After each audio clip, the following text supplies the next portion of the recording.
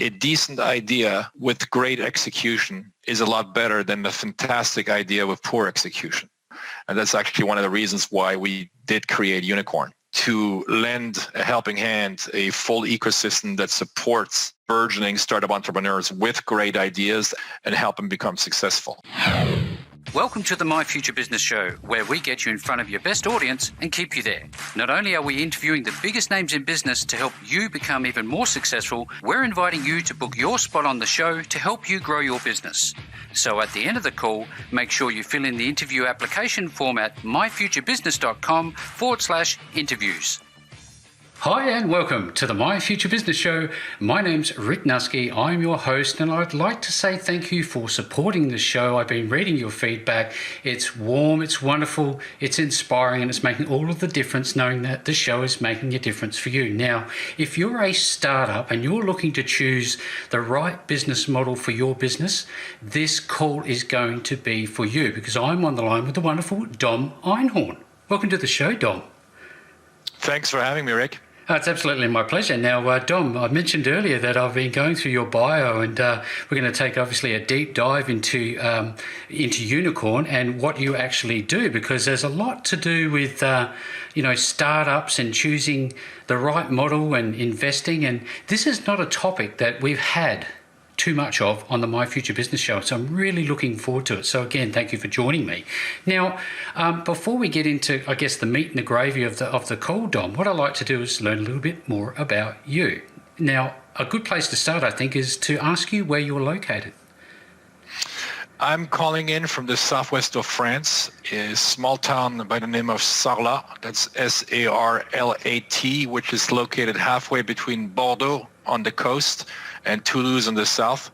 We're east of Bordeaux and north of Toulouse. What would be one of the major landmarks near there that people might recognize? I would like to say it's Sarlat itself, which is the 7th most visited town in France. Attracts over 2 million visitors every single year. Wonderful medieval town. But probably the most prominent landmark would be the vineyards of Bordeaux, which are just 2 hours west of us. Do you enjoy wine at all? Do you like a drop now and then? It's hard to be in the southwest of France without enjoying it. And if you don't enjoy it yet, you'll probably quickly take a liking to it. So in terms of recreation, Dom, do you get into anything in your pastime? What do you like to do with yourself? So, my work is my hobby. Mm-hmm. So I do work upwards of 100 hours a week. But I don't expect everybody else to do the same thing I do. So, for example, the startuppers and the employees at Uniqorn, the reason why they love it here is because you have pristine rivers, waterfalls, you have grottos. So you have the Grotto of Lascaux, that's Lascaux, which is 15 minutes away from Sarlat, which is one of the first prehistoric settlements in the world. But it's just absolutely sheer natural beauty. Everything is lush, everything is green, rock climbing, VTT, mountain biking, et cetera, et cetera. So beautiful place to be. It'd be a wonderful place to be inspired.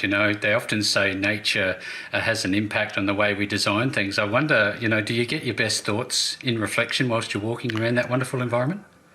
There's no question whatsoever. So I'm a big fan of what the Japanese call Shinrin-yoku, which translated literally means forced bath, forced bathing.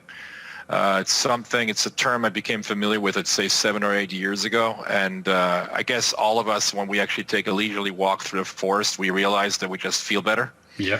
But the Japanese actually turned that into a science and have been measuring the effects, the dramatic impact on health by being inside a forest and actually touching the trees. And they're usually actually using it as a therapy in a clinical environment. It's not surprising, is it? No, I know that you're a big fan of rugby. Again, it's almost like wine in the Southwest, right? So usually they go hand in hand too, right? So if you ever go to a Southwestern French rugby game, the third half is always the longest, and there's a lot of red wine during that time. But knowing that I'm speaking to an Aussie, you're doing pretty well at rugby as well. Oh yes, we love our rugby over here, that's for sure and certain. Now, let's go back a few years, only a few. What did you like to do with yourself when you were growing up as a kid? What was the thing you enjoyed the most? I was an avid reader at a very early age, a voracious reader. I had a maternal grandmother that was my mentor. She, in many ways, taught me how to read very early in multiple languages, because at a dinner table we would routinely speak 4 different languages, Oh, wow. addressing each family member in a different language on the same topic, so it helped to multitask later on in life, because you got to keep one thought going while you're actually talking to someone else in a different language, and then wondering why you're dreaming in a language that you don't even know. It gets confusing at times. I can imagine. But yeah, I was definitely an avid reader, and my early readings was a big fan of Jules Verne, English usually pronounced it Jules Verne. Oh, yes. 20,000 Leagues Under the Sea, The Voyage to the Center of the... Yeah, exactly. Yep. So that, I guess, as an entrepreneur, taught me very early on that you need to have vision, stick with that vision. And for me, Jules Verne was probably one of the biggest, if not the biggest visionary that has ever walked the earth. So he predicted space rockets way before Tesla, way before NASA. Yeah. Obviously submarines as just a pure concept way before anybody had ever imagined anything of the sort. That's crazy, isn't it? Nanotechnology, having robots that actually go inside your body to detect things. We're talking 150 years ago, right? Yes. So, and with a lot of precision as to how it actually would work, with some sketches as to what these devices would look like. So for me, that was very impressive at an early age, and that gave me a lot of vision that if you stick with that vision, eventually you can turn it into reality, which as a startup entrepreneur is what you're looking to do. That's some sage advice there, and I love to wind back into those early formative years, because clearly there's linkage between the way you start thinking about the world around you and what you can influence as you grow through your years. Now, I guess that's a good segue to ask you how it was that it came about that you got involved with startups and investment. I would say I was definitely a startup entrepreneur way before I became an investor. And one led to the other. So in March of 1993, I moved away from France to the US because I wanted to become a startup entrepreneur. So that was the reason why I left. I had my previous years, I was a semi-professional athlete, and I had a strength coach in Las Vegas who invited me to stay with him for 2 weeks. And I came back 8 years later, first time back to France. I wonder, in the list of things that I really wanted to talk with you about tonight, Dom, is some of the different business models. You've touched on digital marketing before it's fashionable. I'm wondering, what are the different business models out there when somebody's considering starting a business and they have no idea what they're up against? Or should they go into this with an idea first? Yeah, so obviously everything starts with an idea. You're absolutely right. But I think that at the end of the day, ideas are very often overvalued over execution. What I mean by that is that in my experience and in most startup entrepreneurs' business as well as angel investors, it turns out that a decent idea with great execution is a lot better than the fantastic idea with poor execution. Ideas are a dime a dozen. I'm not saying that one idea is bad versus another is good, but we do see an overwhelming amount of ideas popping up every single day. But the ability to execute upon that promise is really what separates the wheat from the chaff. And that's actually one of the reasons why we did create Uniqorn. The idea being to lend a helping hand, a full ecosystem that supports burgeoning startup entrepreneurs with great ideas and an initial proof of concept and help them become successful. I just want to jump back, if we could. As a semi-professional athlete, a sports person, are there any parallels between running a business and the things that you learned as a sports person, do you think? No question. And I think you as a rugby fan, you will know that first and foremost. The ability of taking a hit, getting knocked down, and being able to get back up is probably, so resilience, grit, discipline, without a doubt. You see a lot of former athletes that make great entrepreneurs. You need to have a good balance, obviously, between IQ and EQ, so emotional quotient versus intellectual quotient. And there too, obviously, grit and resilience is not measured on a scale of EQ, but on IQ, but on EQ, and that is very much part of the DNA of what makes an entrepreneur. Thank you. I'm sitting here and I'm thinking to myself, there's so many questions that I have for you. This can be a great call. I'm wondering, what is it that stands out about startups that you love the most? Is it the process or is it the people behind the new startups, do you think? I think it's the excitement and the belief that every challenge that we face as humankind is very rarely solved by central governments and bureaucracy. And in most all cases, they are being solved by creative entrepreneurs who set their life, risk everything in order to actually make it happen. I think that's the most exciting part. So it's actually the people part where you actually see people who are so driven, so passionate about what it is that they do. For me, there's nothing more boring than hanging out with a person that's not passionate about anything. I don't get any thrill whatsoever. And frankly, I don't care what you're passionate about. If you're passionate about fly fishing, great. If you're passionate about your art, great. What I don't understand is how people cannot be passionate about something and actually dedicate their life towards it rather than being bored. Yeah. Boredom is a concept that's completely foreign to me. You don't want to leave anything on the table at the end of the day. We've only got a finite time on this earth, don't we? Yeah, and absolutely 100% right. And then you see very often it's sad because I've come across people who were bored in the early years when you have all of the energy, all of the life force inside of you. And then when they're 60, 70 years old, they start having deep regrets as to what they didn't do. Yeah, absolutely. If I can, I'd love to go back a little bit because you touched on something that made me think about the current situation that we are going through globally, and I thought about the word innovation. Now, what sort of innovation are you seeing at this time? That's a very interesting question. I think one in particular that I'm seeing is the rapid adoption of technology. Much faster than before COVID as a result of not having a choice. Yeah. Right. So, and that's why I'm always an eternal optimist, but even more so now during COVID than before, because despite the problems that we're facing today, what COVID provides us is an unparalleled opportunity to finally do the right thing, to actually go digital first. Yeah. So that once we come out on the other side, we're going to have vastly improved efficiencies. So what you're seeing, for example, concretely today, are older people. I'm not assuming that the average entrepreneur is younger, but there's a lot of silver entrepreneurs, more and more of them, thank God. Yep. But 60s, 70s, 80s, 90s, who are now for the first time using tools like the one we're using Zoom, Google Meet, Microsoft Teams, etc. So as not to give any preference to anyone, for the first time. And now, if the crisis had only lasted 1 or 2 months, we would have been just like a rubber band, jumped back into our old habits. But what we're actually doing now is we're fundamentally transforming who we are.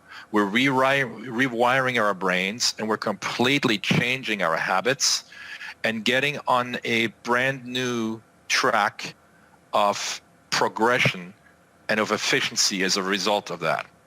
So as we come out of this crisis, which hopefully will happen sooner rather than later, yes, we will be a lot more efficient, because I can't tell you, Rick, how many people I've worked with over the years, especially older entrepreneurs who had never touched Zoom before, and they're now telling me, you know what, I realized that I don't have to fly from Los Angeles to New York to have a 10-minute meeting anymore. Oh, yeah. Right? Yeah. So a lot more efficient, a lot more environmentally friendly. And I think as a result of now, again, having no choice creates new habits, right? So let's assume you're like eating junk food. If that junk food is taken away from you from one day to another, you will lose that bad habit. And creating good habits and abandoning bad habits is one of the easiest way to make progress in life and to grow. Absolutely. Thank you for sharing this wonderful insight, Dom.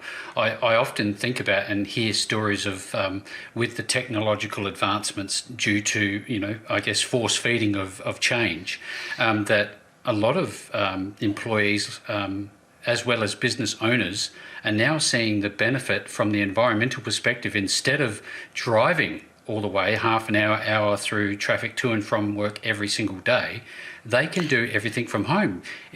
What sort of emerging, practices are you seeing? Similar?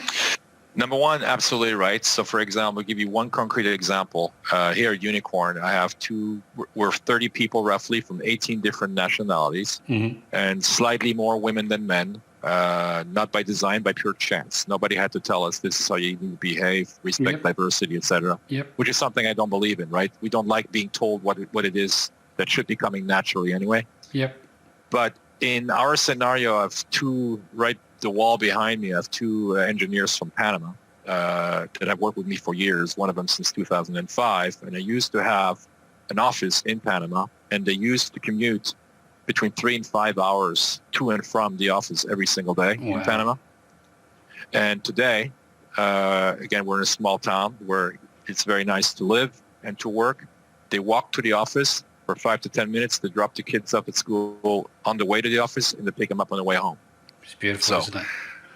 Dramatic change, obviously, in lifestyle. Obviously the performance at work is gone way up as well, because they're just not tired like they used to be. And then when it comes to technologies, to respond to your question, what we're seeing is the rapid fusion of 3 core technologies that today we still consider as separate, consisting of 5G, augmented reality and virtual reality, and AI, artificial intelligence. Those 3 are actually becoming one and are becoming a super technology. I'm a huge fan of augmented reality because it allows you to see the world in different ways. So for example, we incubate an AR company called XR Applied. The idea being that we use AR to extend and increase experiences, human experiences. A perfect example would be, it's a test that we actually did. Show a little girl, for some reason kids are fascinated by dinosaurs, right? As we all know. You show a little girl a book.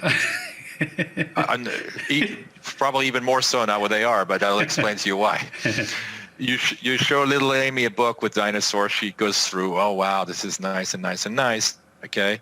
And then you give her an augmented version of that book where you hold, be it an iPad or a tablet or an iPhone next to it with an app that augments that character. And now the Triceratops is jumping out of the book and says, oh, hi, Amy. How are you today? Let me tell you a little bit more about my story. So when you actually see the impact that has, and knowing that in our current school curriculum, anywhere in the world, we have massive dropout rates, lack of engagement for all sorts of reasons, valid and not. But fact is, it's there. It is there. And now you have, via technology, you can actually bring that engagement back at a much, much higher level, accelerate the pace of learning, right? Take something that is boring. You can have a boring teacher, augment him, and all of a sudden becomes interesting and funny. Clearly, kids are going to learn faster, right? So there's some immediate tangible benefits for some of these burgeoning technologies that are starting to have a very, very measurable impact today. Yeah, I can see how that would be exciting. Just you explaining it in that manner made me feel excited about our children's future, because at the end of the day, they're the next generation. They're the ones that we need to look after. And I'd like to be that fly in the wall in 20, 30, 40 years' time to see what's going on. Now, Dom, cutting to the core of today's call, we're going to obviously look at business models and choosing the right one. I think it's important to start off and ask the question, can anyone with a business idea do a startup? Is it for everyone? Difficult question. I would say yes and no. Why do I say yes? Is because I would say anyone with a bright idea who is willing, has what it takes to execute, unequivocally, yes. I would say no because my experience shows that not everyone is cut out to be an entrepreneur. Yeah. And it all has to do with your resistance to failure and what your tolerance level for failure is. Because the problem is our brains have been hardwired to consider and look at failure as a bad thing, when in fact it's a great thing as long as you graduate from it. So I'm going to try to explain this to you with some very concrete examples. Failures, if you control them, are stepping stones towards success. Yeah. A famous example would be Thomas Edison inventing the light bulb. When he was asked, Mr. Edison, how come you succeeded where so many before you have failed, had a very simple answer. Well, ladies and gentlemen, I finally ran out of things that did not work. Yep. So basically what he was saying is that I had so many failures prior to succeeding that I finally ran out of things that could possibly fail. I had no choice but to succeed. So when you're actually reading, and that's why reading is so important, because reading, you have this ability of sharing other people's experiences and not repeating their mistakes or learning from them. Yep. Right? Very rapidly by iteration. In my personal experience, going back to 1993, 1994, when I first moved to the U.S., I started a company where we're selling websites way before anybody knew what a website was. So it was like selling ice to Eskimos. So I would call people, they would hang up on me directly. People, website, what is this? Oh, this internet thing is just a fad. It's here today, gone tomorrow. I mean, I heard it all. I still have notes from those times, by the way. But most importantly, you're running a business, you need to measure what it is that you're doing so that you can actually improve upon what you're measuring. And I came up with the rule of 36/1. And what that means is that in order for me to sell a website 28 years ago, I needed to make 36 calls, which means 35 people before said no, not interested, buzz off, or whatever, before I got that one. Hence the rule of 36/1. But again, if I hadn't gone through this pain process, if I hadn't gone through these failures and stepping stones, I would have never succeeded in making that sale. Yeah, it's that persistency, isn't it? It's that stick-with-itness. You have to, see, again, it all depends when you say startup entrepreneur. If you're a solo entrepreneur and you don't have that mentality, if you're not willing to go through that pain and put up with it, not everybody's cut out to do it. Find someone who is. So I'm not saying you couldn't be an entrepreneur, but if that's the case, because in business, until you make a sale, nothing happens. Let's be clear. Yeah. There is no revenue flow. There's no sustainability whatsoever, right? I'm not saying you, with your great idea, need to be that salesperson. But what you need to know is that you need to surround yourself with complementary assets, human assets, that can actually fulfill that dream, fulfill that premise that you're setting your sights to. And this is where Uniqorn comes into it. I wonder if I can ask a question about Uniqorn Incubator.com, Dom, because I'm looking at it and I see three things. I see incubate, I see accelerate, and I see thrive. And that sort of led me to the question, what are the phases or the stages in startup? I wonder if you can briefly explain them. So for those of you who have video enabled, you can see the front of my business card. I love it. Right? Yep. Incubate, accelerate, thrive, as you mentioned. Crawl, walk, run underneath for each stage. Yep. Those are roughly speaking the stages. The crawling stage, hence the term incubator, right? Where does incubator come from? It comes from the hospital incubator when a premature baby is born and it doesn't have sustainability. It needs to be put into a device that actually nurtures it along until it becomes stronger to eventually live without the device. At the early stage is when startups are the weakest, the most fragile, and the most prone to failure. Yeah. What we want to do is we want to surround them with complementary skill sets that they don't necessarily have internally. That could be accounting, could be legal, could be marketing, sales, could be engineering, could be graphic design, or all of the above. So they come to us and say, look, we're good at this, and you have an ecosystem with complementary skill sets that we do not have. And then we figure out whether it makes sense, whether there is product market fit. The financial analyst that looks at just, obviously the numbers as well, make sure they make sense. But the first question we ask ourselves at Uniqorn, first and foremost, is assuming everything checks out and we marry, because that's basically what it boils down to, marry Uniqorn with that startup, how quickly can we add value? Right? If the answer is, I don't see how I can add value, I'm just going to go back to the startup entrepreneur and said, look, unfortunately, I wish you the best, but this is not what we can, it's not going to work because I don't see how we can actually add value. When we can add value and everything else checks out, then it gets very, very easy and very interesting. And usually you have a deal done within a day or two because you just see the synergies, the startup entrepreneur sees the synergies, we see it, etc.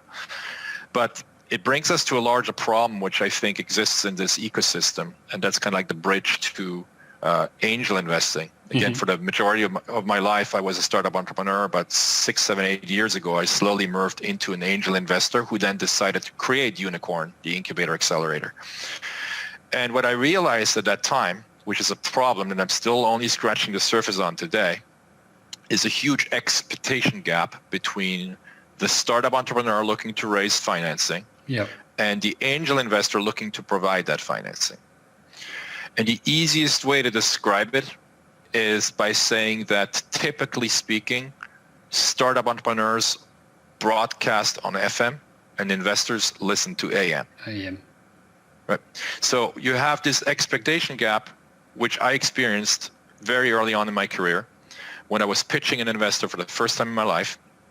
And I was very excited, but his eyes started rolling over and I realized I'm losing the guy. And then he pauses and then he turns around and asks me, so Dom, what kind of financing are you raising? Are you doing a seed stage, a pre-seed? Are you doing a series A? What are you doing? And I looked at him the same way he had just looked at me. I had no idea what he was talking about. Right? Because the two worlds are so radically different. In most cases, it's changed a little bit because of people like myself, and there's a lot of people like myself that have created startup enterprises, sold some of them off, and become angel investors. Thank God for those people because they actually understand what it feels like to be sitting on both sides of the table. Right?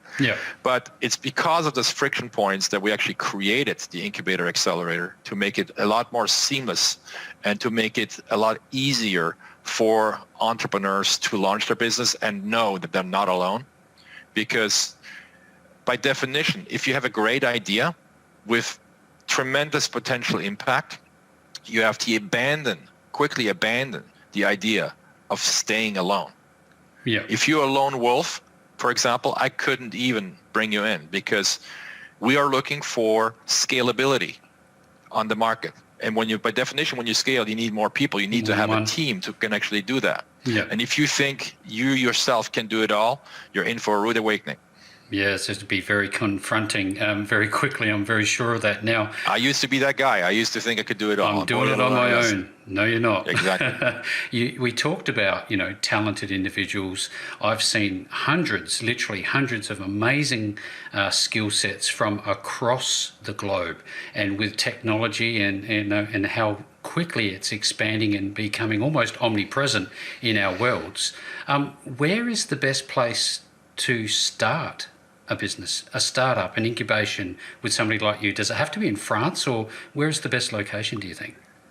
So we spent a lot of time. Keep in mind, I spent 25 years on the west coast of in California, where everybody believes is obviously that's the cradle, right? Silicon Valley and Silicon Beach now in Los Angeles. And number one, I believe you could have a serious impact with the right type of adventure anywhere, including on the moon and soon on Mars, right? We call them moonshots for a reason because, before it actually happened, reach for the stars. Nobody believed you could ever go over the moon. Now we're probably going to call them Mars shots. And within the next 10, 15 years, we're going to be landing on a human mission on Mars. And then we'll kind of call them maybe Pluto shots.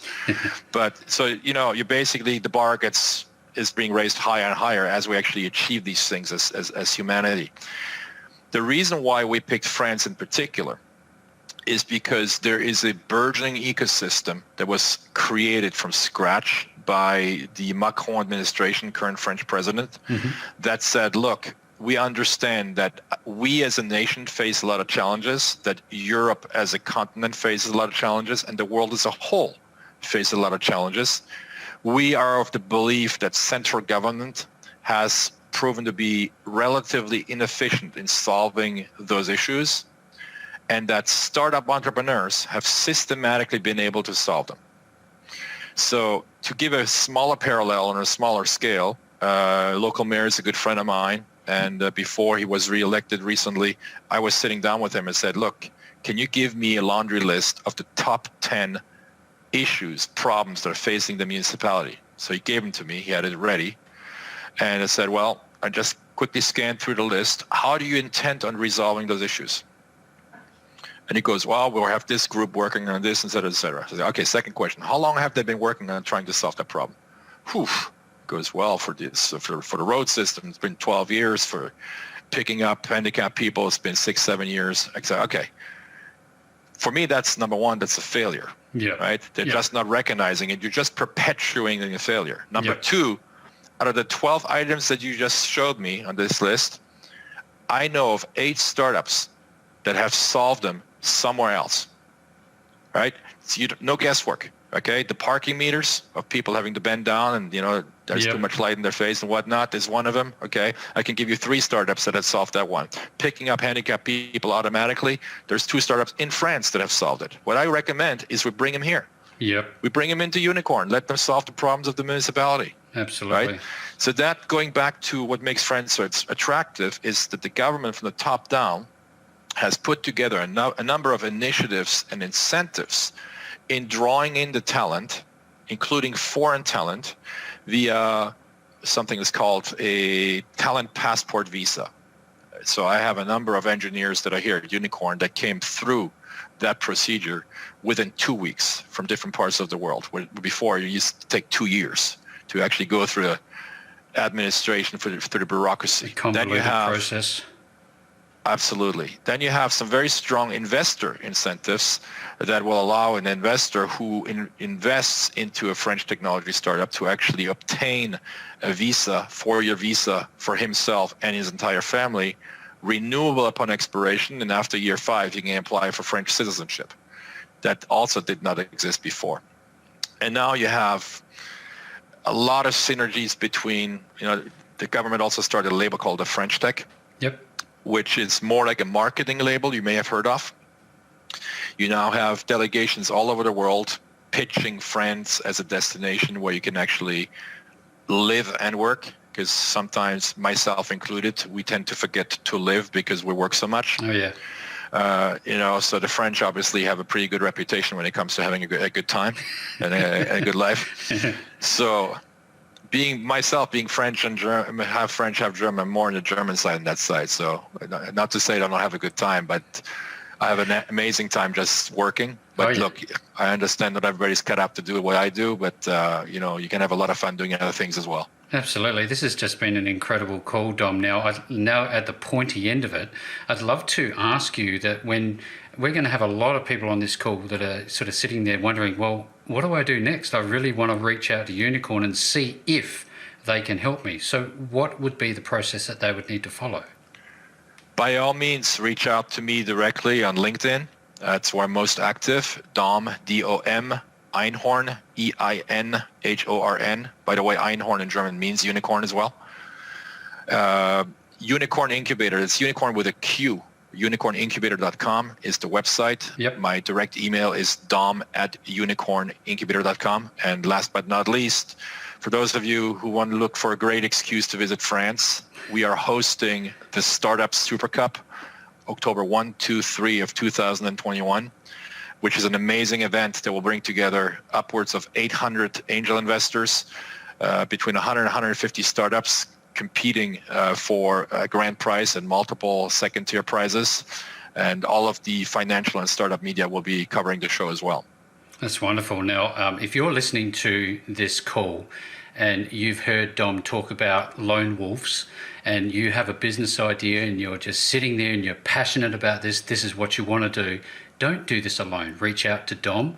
I will be making sure that all of the links that you need to reach Dom and his wonderful team are available to you below this post. No matter where you see it, you are going to find Dom and Unicorn Incubator. And with all that being said, Dom, thank you so very much for spending some time with me on the My Future Business show today. Thanks for having me, Rick. It was my pleasure.